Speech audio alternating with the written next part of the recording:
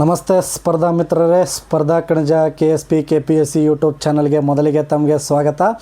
ಇವತ್ತಿನ ಈ ಒಂದು ತರಗತಿಯಲ್ಲಿ ಕರ್ನಾಟಕ ಭೂಗೋಳಶಾಸ್ತ್ರಕ್ಕೆ ಸಂಬಂಧಿಸಿದಂತೆ ಈ ಹಿಂದೆ KEA ಮತ್ತು KAS ಪರೀಕ್ಷೆಯಲ್ಲಿ ಕೇಳಲಾದಂತಹ ಟಾಪ್ 10 ಪ್ರಶ್ನೋತ್ತರಗಳನ್ನು ಈ ತರಗತಿಯಲ್ಲಿ ವಿವರಣೆ ಸಹಿತ ಚರ್ಚೆ ಮಾಡೋಣ. ಸೊ ಇನ್ನೂ ಯಾರಾದರೂ ಕೂಡ ನಮ್ಮ ಚಾನಲನ್ನು ಸಬ್ಸ್ಕ್ರೈಬ್ ಮಾಡಿಲ್ಲಪ್ಪ ಅಂತಂದರೆ ಈ ಕೂಡಲೇ ಸ್ಪರ್ಧಾ ಕಣಜ KSP KPSC ಯೂಟ್ಯೂಬ್ ಚಾನಲನ್ನು ಸಬ್ಸ್ಕ್ರೈಬ್ ಮಾಡ್ಕೊಳ್ಳಿ, ಹಾಗೂ ನಿಮ್ಮ ಸ್ಪರ್ಧಾ ಮಿತ್ರರಿಗೂ ಇದನ್ನು ಶೇರ್ ಮಾಡಿ. ಇದೇ ಟಾಪಿಕ್ ಮೇಲೆ ಯಾಕೆ ಇವತ್ತು ತರಗತಿ ಅಂತಂದರೆ, ಮುಂಬರುವ civil police constable, DAR police constable ಮತ್ತು CAR ಪೊಲೀಸ್ ಕಾನ್ಸ್ಟೇಬಲ್ಗಳನ್ನು ಕರ್ನಾಟಕ ಪರೀಕ್ಷಾ ಪ್ರಾಧಿಕಾರದವರು ನಡೆಸುತ್ತಿರುವುದರಿಂದ KEAಯಲ್ಲಿ ಈ ಹಿಂದೆ ಕೇಳಲಾದಂಥ ಪ್ರಶ್ನೋತ್ತರಗಳು ಬಹುಮುಖ್ಯವಾದಂಥ ಪಾತ್ರ ವಹಿಸುತ್ತವೆ. ಯಾಕಂದರೆ ಇಲ್ಲಿವರೆಗೂ ಕರ್ನಾಟಕ ಪೊಲೀಸ್ ಇಲಾಖೆಗೆ ಸಂಬಂಧಿಸಿದಂತೆ ಪೊಲೀಸ್ ಸ್ಪರ್ಧಾತ್ಮಕ ಪರೀಕ್ಷೆ ಪೇಪರ್ ಏನು ಮಾಡಿರ್ತಾರಪ್ಪ ಅಂದರೆ ಡಿಪಾರ್ಟ್ಮೆಂಟ್ ಅವರೇ ತೆಗೆದಿರ್ತಾರೆ, ಪೊಲೀಸ್ ಇಲಾಖೆಯವರೇ ತೆಗಿತಾ ಇರ್ತಾರೆ. ಇತಿಹಾಸದಲ್ಲೇ ಮೊಟ್ಟ ಮೊದಲಿಗೆ ಪೊಲೀಸ್ ಕಾನ್ಸ್ಟೇಬಲ್ಗಳ ಪೇಪರನ್ನು KEA ಕರ್ನಾಟಕ ಪರೀಕ್ಷಾ ಪ್ರಾಧಿಕಾರದವರು ನಡೆಸುತ್ತಿರುವುದರಿಂದ ಪೇಪರ್ ವಿಭಿನ್ನವಾಗಿರುತ್ತೆ ಮತ್ತು ಪ್ಯಾಟ್ರನ್ ಕೂಡ ಭಿನ್ನವಾಗಿರುತ್ತೆ. ಸೊ ಹಾಗಾಗಿ ಆ ಒಂದು ನಿಟ್ಟಿನಲ್ಲಿ ಈ ಪರೀಕ್ಷೆಯ ಸಿದ್ಧತೆಗಾಗಿ ನಾವು KEA ಈ ಹಿಂದೆ ನಡೆಸಿದಂಥ ಪೇಪರ್ಗಳನ್ನು ಸಾಲ್ವ್ ಮಾಡುವುದು ಅಥವಾ ಬಿಡಿಸುವುದು ಬಹುಮುಖ್ಯವಾಗಿರ್ತದೆ. ಸೊ ಹಾಗಾಗಿ ಈ ಒಂದು ತರಗತಿಯಲ್ಲಿ ಈ ಹಿಂದೆ ನಡೆಸಲಾದ KEA ಮತ್ತು KS ಸ್ಪರ್ಧಾತ್ಮಕ ಪರೀಕ್ಷೆಯಲ್ಲಿ ಕೇಳಲಾದಂಥ ಪ್ರಶ್ನೋತ್ತರಗಳನ್ನೇ ಈ ಒಂದು ತರಗತಿಯಲ್ಲಿ ಚರ್ಚೆ ಮಾಡೋಣ. ಒಟ್ಟು ಇವು ಒಂದು 10 ಪಾರ್ಟ್ಗಳಿದೆ. ಇದು ಮೊದಲನೇ ಪಾರ್ಟ್ನಲ್ಲಿ 10 ಕ್ವೆಶನ್ಗಳಿರ್ತವೆ. ಸೊ ಹಾಗಾಗಿ ಇನ್ನೂ ಯಾರಾದರೂ ಕೂಡ ನಮ್ಮ ಚಾನಲ್ ಸಬ್ಸ್ಕ್ರೈಬ್ ಮಾಡಿಲ್ಲಪ್ಪ ಅಂತಂದರೆ ಈ ಕೂಡಲೇ ನಮ್ಮ ಸ್ಪರ್ಧಾ ಕಣಜ ಚಾನಲನ್ನು ಸಬ್ಸ್ಕ್ರೈಬ್ ಮಾಡಿ. ಯಾಕಪ್ಪ ಅಂತಂದ್ರೆ ನಾನೊಬ್ಬ ಪೊಲೀಸ್ ಕಾನ್ಸ್ಟೇಬಲ್ ಆಗಿರೋದರಿಂದ ಪೊಲೀಸ್ ಸ್ಪರ್ಧಾತ್ಮಕ ಪರೀಕ್ಷೆಗಳಿಗೆ ಮತ್ತು ತಯಾರಿ ನಡೆಸುತ್ತಿರುವ ಪೊಲೀಸ್ ಆಕಾಂಕ್ಷಿಗಳಿಗೆ ಉಪಯುಕ್ತವಾಗುವ ನಿಟ್ಟಿನಲ್ಲಿ ಒಂದಿಷ್ಟು ಮಾಹಿತಿಯನ್ನು ಹಂಚಿಕೊಳ್ಳಬೇಕೆನ್ನುವ ಹಂಬಲ ಇದೆ. ನನ್ನಿಂದ ಎಷ್ಟು ಸಾಧ್ಯವೋ ಅಷ್ಟು ಮಾಹಿತಿಯನ್ನು ನೀಡುವ ಪ್ರಯತ್ನವನ್ನು ಮಾಡ್ತಾಯಿದ್ದೀನಿ. ಸೊ ಈಗಾಗಲೇ ನಾವು ಇನ್ಸ್ಟಾಗ್ರಾಮಲ್ಲಿ ಸ್ಪರ್ಧಾ ಕಣಜ KSP KPSC ಆಗಿರ್ಬೋದು, KSP ಟಾರ್ಗೆಟ್ ಆಗಿರ್ಬೋದು, ನನ್ನ ವೈಯಕ್ತಿಕ ಚಾನಲ್ ಆಗಿದೆ KSP ಆಸ್ಪಿರೆಂಟ್ಸ್ ಅನ್ನು ಆಗಿರ್ಬೋದು. ಅದರಲ್ಲಿ ಒಂದರಲ್ಲಿ 91,000 26,000 ಚಾನಲ್ನಲ್ಲಿ 3,000 ಜನ ಫಾಲೋವರ್ಸ್ಗಳನ್ನು ಹೊಂದಿರ್ತೀನಿ. ಸೊ ಅಲ್ಲಿ ಅತಿ ಹೆಚ್ಚಿನ ಮಾಹಿತಿಯನ್ನು ನೀಡ್ಕೊಳ್ಳೋಕೆ ಆಗ್ತಾ ಇರಲಿಲ್ಲ ನನ್ನಿಂದ. ಸೊ ಹಾಗಾಗಿ ಈ ಒಂದು ಯೂಟ್ಯೂಬ್ ತರಗತಿಗಳ ಮೂಲಕ ನನ್ನಿಂದ ಎಷ್ಟು ಸಾಧ್ಯವೋ ಅಷ್ಟು ಮಾಹಿತಿಯನ್ನು ನಿಮಗೆ ಶೇರ್ ಮಾಡುವಂಥ ಪ್ರಯತ್ನ ಮಾಡ್ತಾಯಿದ್ದೀನಿ. ಸೊ ನಿಮ್ಮ ಬೆಂಬಲ ಮತ್ತು ನಿಮ್ಮ ಪ್ರೀತಿ ಪ್ರೋತ್ಸಾಹ ಇನ್ಸ್ಟಾಗ್ರಾಮ್ನಲ್ಲಿ ಹೇಗೆ ತೋರಿಸಿದಿರೋ ಅದೇ ರೀತಿಯಾಗಿ ನನ್ನನ್ನು ಯೂಟ್ಯೂಬ್ನಲ್ಲಿ ನಿಮ್ಮ ಪ್ರೋತ್ಸಾಹ ಮತ್ತು ಬೆಂಬಲದ ಮೂಲಕ ಬೆಳೆಸಬೇಕು. ಸೊ ಹಾಗಿದ್ರೆ ಜಾಸ್ತಿ ಹೊತ್ತು ತಡ ಮಾಡೋದು ಬೇಡ. ಇವತ್ತಿನ ಈ ಒಂದು ತರಗತಿಯ ಮೊದಲನೇ ಪ್ರಶ್ನೆ ಹೇಗಿದೆ ಅಂತ ನೋಡ್ಕೊಂಡು ಬರೋಣ. ಕ್ವೆಶನ್ ನಂಬರ್ 1 ಹೀಗಿದೆ: ಕರ್ನಾಟಕದ ಯಾವ ಜಿಲ್ಲೆಯಲ್ಲಿ ಶೆಟ್ಟಿಹಳ್ಳಿ ಮುಳುಗು ಚರ್ಚ್ ಇದೆ ಅಂತ ಕೇಳಿದ್ದಾರೆ. ಕರ್ನಾಟಕದ ಯಾವ ಜಿಲ್ಲೆಯಲ್ಲಿ ಶೆಟ್ಟಿಹಳ್ಳಿ ಮುಳುಗು ಚರ್ಚ್ ಇದೆ ಅಂತ ಕೇಳಿದ್ದಾರೆ. ಆಪ್ಷನ್ಸ್ ಹೀಗಿದೆ: Kodagu, B Hassan, C Chikkamagaluru, D Shivamogga. ಸರಿಯಾದ ಉತ್ತರ ಆಪ್ಷನ್ B, ಹಾಸನದಲ್ಲಿ ಶೆಟ್ಟಿಹಳ್ಳಿ ರೋಸರಿ ಚರ್ಚನ್ನು ಮುಳುಗುವ ಚರ್ಚ್ ಎನ್ನುತ್ತಾರೆ. ಇದು ಹಾಸನ ಜಿಲ್ಲೆಯ ಹೇಮಾವತಿ ಜಲಾಶಯದ ಹಿನ್ನೀರಿನಲ್ಲಿದೆ. ಸಂಪೂರ್ಣವಾಗಿ ಮಳೆಗಾಲದಲ್ಲಿ ಜೂನ್ ಮತ್ತು ಅಕ್ಟೋಬರ್ ತಿಂಗಳವರೆಗೆ ಸಂಪೂರ್ಣ ಚರ್ಚ್ ಏನು ಮಾಡ್ತಪ್ಪ ಅಂದ್ರೆ ನೀರಿನಲ್ಲಿ ಮುಳುಗುತ್ತದೆ, ಮತ್ತು ಬೇಸಿಗೆಯಲ್ಲಿ ನೀರು ಇಳಿದಾಗ ಏನಾಗುತ್ತೆ ಅಂತಂದ್ರೆ ಸಂಪೂರ್ಣ ಚರ್ಚ್ ಕಾಣಿಸುತ್ತದೆ. ಇದನ್ನು 1866ರಲ್ಲಿ ಫ್ರೆಂಚ್ ಮಿಷನರಿಗಳು ಗೋತಿಕ್ ಶೈಲಿಯಲ್ಲಿ ಕಟ್ಟಿದರು. ಈ ಪ್ರಶ್ನೆಯನ್ನು KS 2017ರಲ್ಲಿ ಕೇಳಲಾಗಿತ್ತು.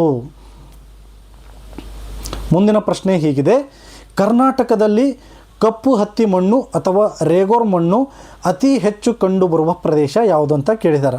ಆಪ್ಷನ್ಸ್ ಹೀಗಿದೆ: A ಮಲೆನಾಡು ಪ್ರದೇಶ, B ಕರಾವಳಿ ಪ್ರದೇಶ, C ಉತ್ತರ ಕರ್ನಾಟಕದ ಪ್ರಸ್ಥಭೂಮಿ, D ದಕ್ಷಿಣ ಮೈದಾನ ಪ್ರದೇಶ.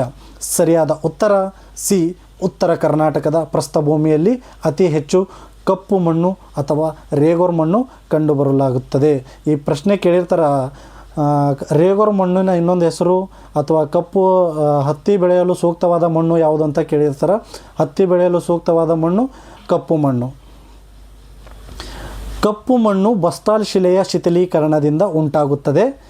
ಇದು ನೀರನ್ನು ಹಿಡಿದಿಟ್ಟುಕೊಳ್ಳುವ ಶಕ್ತಿ ಹೆಚ್ಚು. ಹತ್ತಿ ಬೆಳೆಗೆ ಅತ್ಯುತ್ತಮವಾದಂಥ ಮಣ್ಣು. ಕರ್ನಾಟಕದಲ್ಲಿ ವಿಜಯಪುರ, ಬಾಗಲಕೋಟೆ, ಕಲಬುರಗಿ, ಬೀದರ್, ಧಾರವಾಡ, ಬೆಳಗಾವಿ ಜಿಲ್ಲೆಗಳಲ್ಲಿ ಈ ಮಣ್ಣು ಹೆಚ್ಚಾಗಿ ಕಂಡುಬರುತ್ತದೆ. ಇದು ಡೆಕ್ಕನ್ ಟ್ರ್ಯಾಪ್ ಪ್ರದೇಶದ ಲಕ್ಷಣ, ಅಂದರೆ ದಕ್ಕನ್ ಪ್ರಸ್ಥಭೂಮಿಯ ಲಕ್ಷಣ. ಈ ಪ್ರಶ್ನೆ KEA ಕರ್ನಾಟಕ ಪರೀಕ್ಷಾ ಪ್ರಾಧಿಕಾರದವರು ನಡೆಸಿರುವಂತಹ FDA 2019ರಲ್ಲಿ ಕೇಳಿದಂಥ ಪ್ರಶ್ನೆ, ನೆನಪಿಟ್ಟುಕೊಳ್ಳಿ. ಸೊ ಯಾಕಂದರೆ ಈ ಪೊಲೀಸ್ ಸ್ಪರ್ಧಾತ್ಮಕ ಪರೀಕ್ಷೆ ಕೂಡ KEAದವರೇ ನಡೆಸುತ್ತಿರುವುದರಿಂದ ಈ ಥರದ ಪ್ರಶ್ನೋತ್ತರಗಳನ್ನು ಕೇಳುವ ಚಾನ್ಸಸ್ ಅಧಿಕವಾಗಿರುತ್ತದೆ. ಸೊ ಹಾಗಾಗಿಯೇ ನಿಮಗೆ ಅನುಕೂಲವಾಗುವ ರೀತಿಯಲ್ಲಿ KEAದವರು ನಡೆಸಿರುವಂಥ ಪ್ರಶ್ನೋತ್ತರಗಳನ್ನೇ ನಾನು ಆರಿಸಿದ್ದೇನೆ. ಸೊ ಮುಂದಿನ ಪ್ರಶ್ನೆ ಹೀಗಿದೆ: ಜೋಗ ಜಲಪಾತವು ಯಾವ ನದಿಯ ಮೇಲೆ ನಿರ್ಮಿತವಾಗಿದೆ ಅಥವಾ ಯಾವ ನದಿಯ ಮೇಲೆ ಇದೆ ಅಂತ ಕೇಳಿದ್ದಾರೆ. ಆಪ್ಷನ್ಸ್ ಹೀಗಿದೆ: A ಕಾವೇರಿ ನದಿ, B ತುಂಗಭದ್ರಾ ನದಿ, C ಶರಾವತಿ ನದಿ, D ನೇತ್ರಾವತಿ ನದಿ. ಸರಿಯಾದ ಉತ್ತರ ಆಪ್ಷನ್ C ಶರಾವತಿ ನದಿಯ ಮೇಲೆ ಶಿವಮೊಗ್ಗ ಜಿಲ್ಲೆಯಲ್ಲಿ ನಿರ್ಮಿತವಾಗಿದೆ ಜೋಗ ಜಲಪಾತ. ಜೋಗ ಜಲಪಾತವು ಶಿವಮೊಗ್ಗ ಜಿಲ್ಲೆಯಲ್ಲಿದ್ದು ಶರಾವತಿ ನದಿ 250 ಮೀಟರ್ ಎತ್ತರದಿಂದ ಧುಮುಕುತ್ತದೆ. ಇದು ಭಾರತದ 2ನೇ ಅತಿ ಎತ್ತರದಿಂದ ಧುಮುಕುವ ಜಲಪಾತವಾಗಿದ್ದು ಇದರಲ್ಲಿ 4 ಪ್ರಮುಖ ಜರಿ ಹರಿಯುವುದರಿಂದ ಅವುಗಳಿಗೆ ರಾಜ, ರೋರರ್, ರಾಕೆಟ್, ರಾಣಿ ಎಂದು ಕರೆಯಲಾಗುತ್ತದೆ. ಶರಾವತಿ ನದಿಗೆ ಲಿಂಗನಮಕ್ಕಿ ಅಣೆಕಟ್ಟನ್ನು ಕೂಡ ಕಟ್ಟಲಾಗಿದೆ. ಈ ಪ್ರಶ್ನೆ KAS 2015ರ ಪ್ರಿಲಿಮ್ಸ್ ಪರೀಕ್ಷೆಯಲ್ಲಿ ಕೇಳಿರ್ತಾರೆ, ನೆನಪಿನಲ್ಲಿಟ್ಕೊಳ್ಳಿ. ಮುಂಬರುವ ಪೊಲೀಸ್ ಸ್ಪರ್ಧಾತ್ಮಕ ಪರೀಕ್ಷೆಯಲ್ಲಿ ಕೇಳಬಹುದು. ಕ್ವೆಶನ್ ನಂಬರ್ 4: ಕರ್ನಾಟಕದ ಅಕ್ಕಿಯ ಬಟ್ಟಲು ಎಂದು ಯಾವ ಜಿಲ್ಲೆಯನ್ನು ಕರೆಯುತ್ತಾರೆ? ಸಕ್ಕರೆ ಬಟ್ಟಲು ಮಂಡ್ಯ. ಹಾಗಾದರೆ ಅಕ್ಕಿಯ ಬಟ್ಟಲು ಯಾವ ಜಿಲ್ಲೆ? ಆಪ್ಷನ್ಸ್ ಹೀಗಿದೆ: A Mandya, B Raichur, C Ballari, D Davanagere. ಸರಿಯಾದ ಉತ್ತರ ಆಪ್ಷನ್ B ರಾಯಚೂರು ಕರ್ನಾಟಕದ ಅಕ್ಕಿಯ ಬಟ್ಟಲು. ರಾಯಚೂರು ಜಿಲ್ಲೆಯಲ್ಲಿ ತುಂಗಭದ್ರಾ ನದಿ ನೀರಾವರಿಯಿಂದ ಭತ್ತವನ್ನು ಹೆಚ್ಚಾಗಿ ಬೆಳೆಯಲಾಗುತ್ತದೆ. ಅದಕ್ಕಾಗಿ ರಾಯಚೂರು ಜಿಲ್ಲೆಯನ್ನು ಅಕ್ಕಿಯ ಬಟ್ಟಲು ಎನ್ನುತ್ತಾರೆ. ಹಾಗಾದರೆ ಸಕ್ಕರೆ ಬಟ್ಟಲು ಎಂದು ಯಾವುದನ್ನು ಕರೆಯುತ್ತಾರೆ ಅಂತ ಕೇಳಿದ್ರೆ ಅದು ಮಂಡ್ಯ ಜಿಲ್ಲೆ. KEA ಕರ್ನಾಟಕ ಪರೀಕ್ಷಾ ಪ್ರಾಧಿಕಾರದವರು ನಡೆಸಿರುವಂಥ 2018ರಲ್ಲಿ ನಡೆಸಿದ SDA ಪರೀಕ್ಷೆಯಲ್ಲಿ ಈ ಪ್ರಶ್ನೆ ಕೇಳಲಾಗಿತ್ತು. ಗೊಂದಲ ಆಗ್ಬೋದು, ಸಕ್ಕರೆ ಬಟ್ಟಲು, ಅಕ್ಕಿಯ ಬಟ್ಟಲು ಅಂತೇಳಿ ನೆನಪಿನಲ್ಲಿಟ್ಕೊಳ್ಳಿ. ಇವೆರಡೂ ಪ್ರಶ್ನೋತ್ತರಗಳಿಗೆ 2 ಉತ್ತರಗಳು ಇಲ್ಲೇ ಇದೆ, ಗಮನ ಹರಿಸಿ. 5. ಕರ್ನಾಟಕದ ಅತಿ ಎತ್ತರದ ಶಿಖರ ಯಾವುದು? A ಕುಮಾರ ಪರ್ವತ, B Mullayanagiri, C Baba Budangiri, D Kudremukh. ಸರಿಯಾದ ಉತ್ತರ ಆಪ್ಷನ್ B ಮುಳ್ಳಯ್ಯನಗಿರಿ.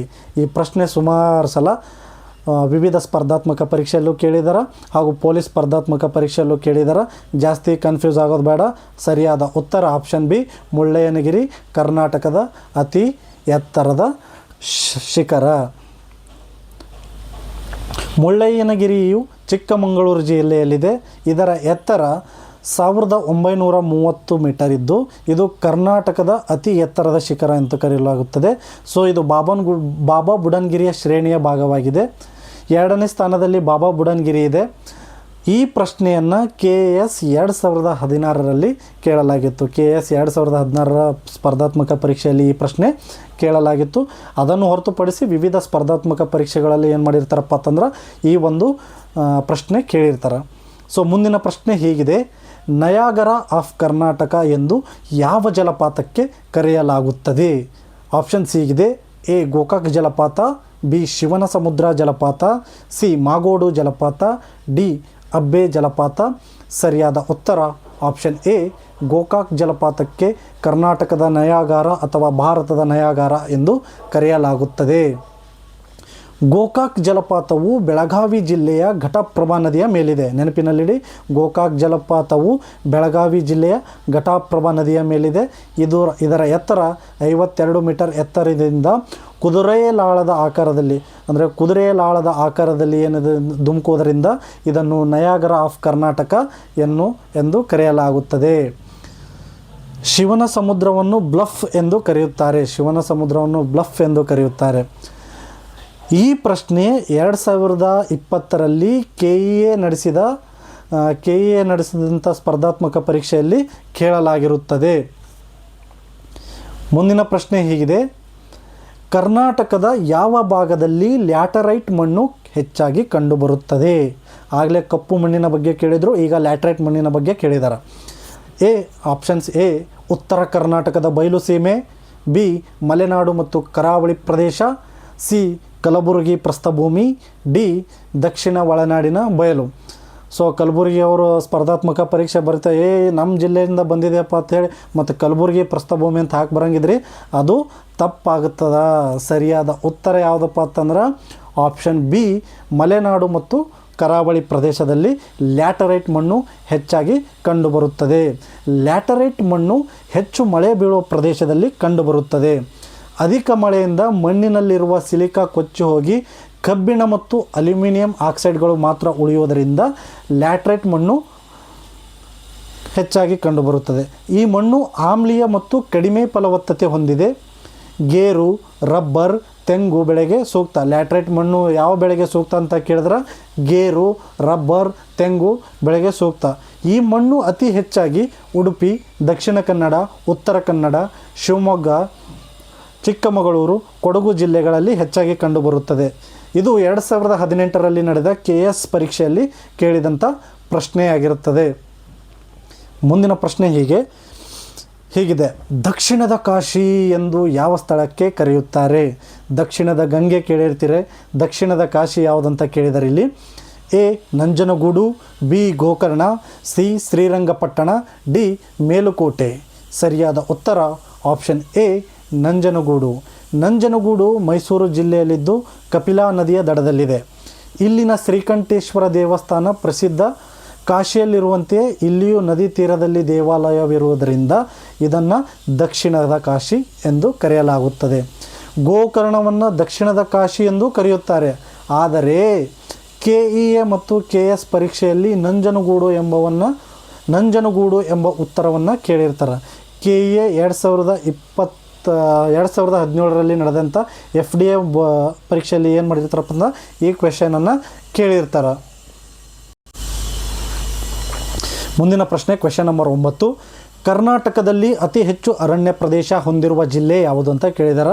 ಆಪ್ಷನ್ ನೋಡಿದ ತಕ್ಷಣ ಕಣ್ಣು ಅರಳಿಸ್ಬಿಡ್ಬೇಡ್ರಿ.